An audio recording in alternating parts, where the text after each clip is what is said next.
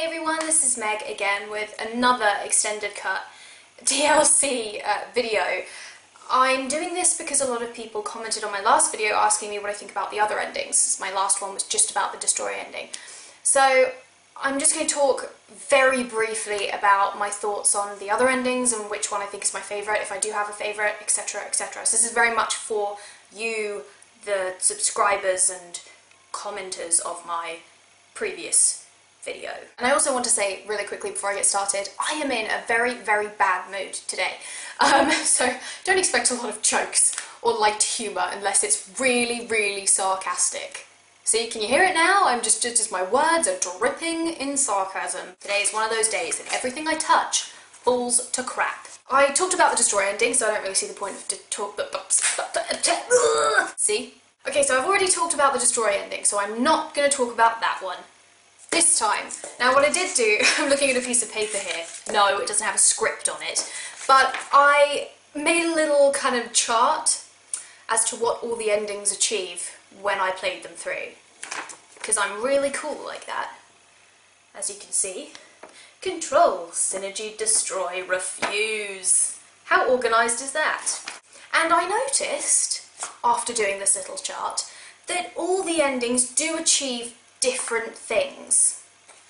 Not quite the 16 multiple, vastly different endings that was initially promised, but it's a lot better than what we had. It does, in actual fact, give you something a little bit different with each final choice. Granted, those choices aren't really based on who our shepherd is and what we've achieved, what our meter reads, but they're different. So I'll start with Control. This one was a bit of an iffy choice for me because I thought the Elusive Man was full of crap. So I didn't really want to do what he failed to do. It just seemed a bit wrong. Every time he was there saying controlling the Reapers is the way to go, I was like, no, it's not. Destroying them is the way to go.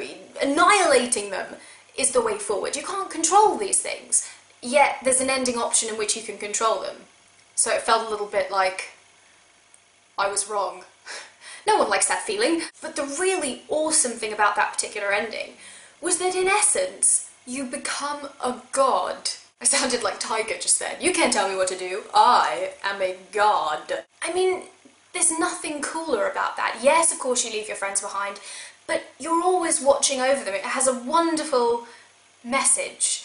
And I really did love the voiceover, Shepard's voiceover, you know, immortal, I am immortal, So all in all, after finishing it, I thought, great, I like this ending. Then I played the Synergy ending, which I'm kind of doing this bass-ackwards because I actually played the Synergy ending after I finished the Destroy ending. I know a lot of people really don't like the Synergy ending because they feel that it completely goes against everything that the Mass Effect franchise stands for. As many other YouTubers have said, like Angry Joe and others I can't think of right now, that you are constantly fighting and celebrating diversity. That's kind of what the games are about. In the Synergy ending, you, I gather, use your essence of being and like filter into the air and somehow in a wave of green turn everyone into these 50-50 synthetic people. According to the Godchild, this is the final step in evolution and the only way that I guess the Reapers will be made completely obsolete in their harvesting selves. I didn't have too much trouble with it though, because I didn't felt my VTech taught me nothing. I don't think it stamped out individuality per se. I felt like the Synergy ending just did a bit of an avatar and connected everybody. Isn't that more unifying? But anyway, disregarding this entire argument, I really did love the Synergy ending because it packed an emotional punch. It had the best voiceover done by Edie, and just the memorial scene, there was a little bit extra going on in there. I just, for some reason, that ending had more of an emotional element to it than any of the others, and I kind of am tempted to say that could be my favourite. So yeah, the choice itself is questionable, but I mean, if you want to talk on a shallow level about just what scene you see afterwards, besides the scary glowing eyes thing, I thought it was far superior to any of the others in the emotional department. Then you've got the refuse ending. I didn't actually know about this until several people told me about it after I posted my last video. And, I mean, it sounded very fun, obviously. Telling the godchild where to shove it is a dream many of us have been wanting to realise, I think, since the Mass Effect 3 ending originally appeared. But I mean, it really doesn't add anything. They obviously wanted to cater to what the fans wanted and cater to their feedback, and this just happened to be another addition that they thought fans wanted.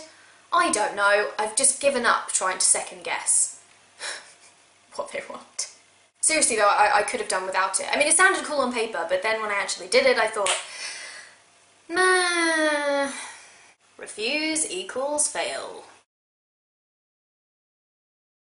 Yeah, so I guess on a final note, I liked all of the endings in completely different ways. Synergy is slightly more my favourite because of the emotional element to it, but they all have something to offer, I think. The Control ending, for example, I think is pretty much the most badass ending out of them all. Shepard becomes a god. I mean, you can't really get much better or more epic than that. The Synthesis ending is the most emotionally gratifying, I think. The Destroy ending I still feel is very satisfying, because you get to destroy the Reapers. I mean, I know that it's at the cost of destroying all synthetic life, except it's not really all synthetic life, but that's a plot hole we're not going to go into. I mean, your whole purpose was to go up there, destroy the Reapers, and go home happy. Granted, it's a temporary fix, but it still feels satisfying, I think. And then with the little sort of Shepard breath at the end, which I initially thought was some kind of death rattle, combined with the latest Bioware statement on this, it does open it up for more interpretation, but in a good way. You go, well, there could be a sliver of hope. The love interest and my Shepard could be together one day again. And the Refuse ending was kind of unneeded. So that's it. That is the last thing I'm going to say about the Mass Effect 3 Extended Cut DLC. I hope this answered some questions to those of you who were curious about my thoughts on the other endings. Thanks for watching. I'll see you all in my next video, which will be on Thursday. Now, if you'll excuse me, I'm going to go have some caffeine, play more Mass Effect, and pray that this day will end really quickly so tomorrow may start. And hope that it's really not a clusterfudge like today was. Bye!